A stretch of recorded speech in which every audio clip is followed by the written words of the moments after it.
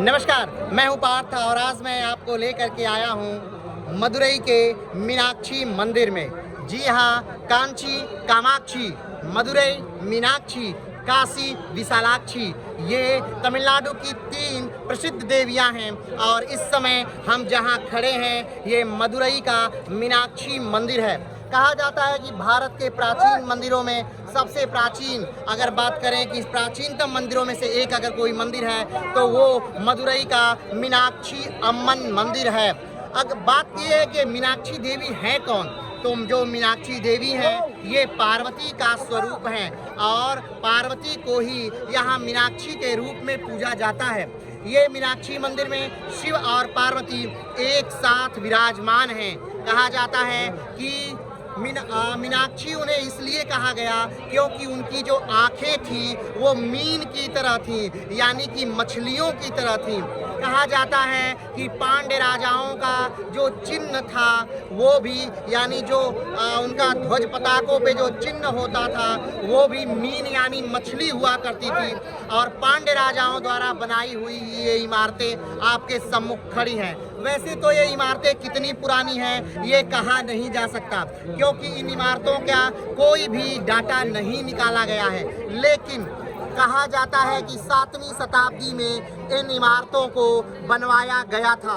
कहा जाता है कि अलाउद्दीन खिलजी के सेनापति ने इसे ध्वस्त किया और बेतहाशा धन इसे मलिक काफूर ने यहाँ से प्राप्त किया और लूटा था।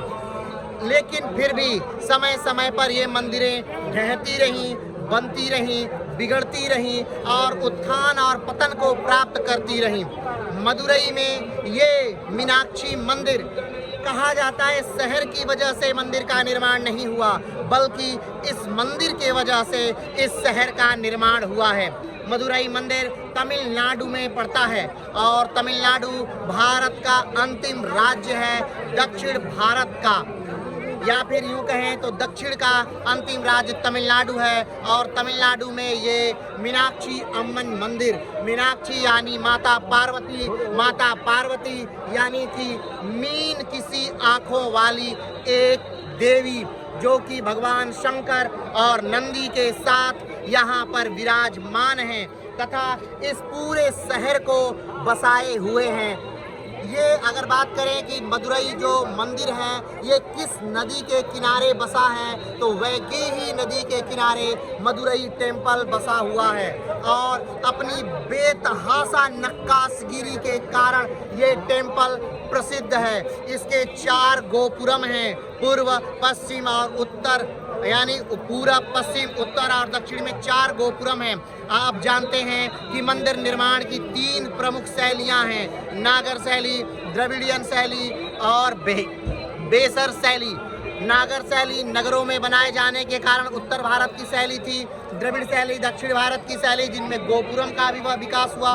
गोपुरम यानी कि द्वार, दक्षिण भारत की जो मंदिरें हैं उनमें गोपुरम हुआ करता है, तो मदुरई मंदिर अपने गोपुरम के लिए काफ़ी प्रसिद्ध है। मदुरई मंदिर के अंदर मीनाक्षी देवी का मंदिर जो टेम्पल है वो अलग है और जो शिव का टेम्पल है यानी मंदिर है वो अलग है। अगर इसमें बात करें तो सबसे बेमिसाल चीज़ जो देखने वाली है वो है 1000 खंभा महल। उसमें 1000 खंभों का एक महल है जो कि अपनी कारीगरी के कारण, अपने खंभों के कारण विश्व प्रसिद्ध है। अगर इसका सैटेलाइट व्यू जब लिया जाता है तो मंदिर पूरे शहर के बीचों बीच फैला हुआ है और ये मंदिर कहीं न कहीं, अगर आपको इस मंदिर में दर्शन करना है तो आपको कम से कम 6 से 8 घंटे का समय चाहिए। इसमें 3 प्रकार की लाइनें लगती हैं, एक जो 100 रुपये लेकर लगती है, एक जो 50 रुपये लेकर लगती है और एक जो फ्री ऑफ कास्ट है। लेकिन कम से कम 6 से 8 घंटे आपको इसमें देने पड़ते हैं, तब जाके आपको मीनाक्षी अम्मन माता का दर्शन हो पाता है। अगर बात करें कि मंदिर के दर्शन कैसे किया जाए, तो सबसे पहले मीनाक्षी अम्मन का दर्शन किया जाता है, उसके बाद शिव का दर्शन किया जाता है और लास्ट में निकलते समय वो 1000 खंभा महल देखा जाता है।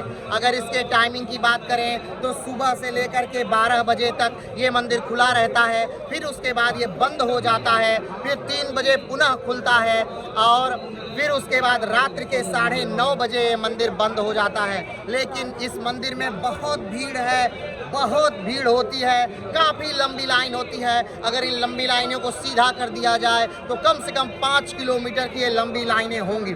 चलिए फिर कभी अगर आपको आना है कभी भी मदुरई, तो आप डायरेक्ट मदुरई आ सकते हैं, क्योंकि मदुरई काफ़ी बड़ा शहर है और मीनाक्षी अम्मन मंदिर के लिए प्रसिद्ध है। और अगर आप पूछें कि मदुरई आने का सबसे सही समय क्या है, तो मदुरई आने का सबसे सही समय है 1 जनवरी से 20 जनवरी के मध्य, क्योंकि उस समय आपको देखने को मिलेगा यहाँ पर जल्लीकट्टू, जो कि एक प्रसिद्ध पर्व है तमिलनाडु का। तमिलनाडु के प्रसिद्ध पर्वों में देखा जाए तो सबसे प्रसिद्ध जो पर्व है वो है पोंगल, और पोंगल के अंतर्गत ही जल्लीकट्टू मनाया जाता है, जिसमें बैलों के साथ लोग खेलते हैं। बैल पालक अगर जीतते हैं तो उन्हें पुरस्कार, और खिलाड़ी अगर जीतते हैं तो उन्हें पुरस्कार दिया जाता है। तो अगर आप जनवरी के महीने में आ रहे हैं तो आप जल्लीकट्टू का भी आनंद ले लेंगे और मीनाक्षी अम्मन मंदिर का दर्शन भी कर लेंगे। तो चलिए आज के लिए इतना ही, फिर मिलते हैं एक नए वीडियो के साथ, एक नए स्थान के साथ। तब तक के लिए नमस्कार, धन्यवाद, जय हिंद।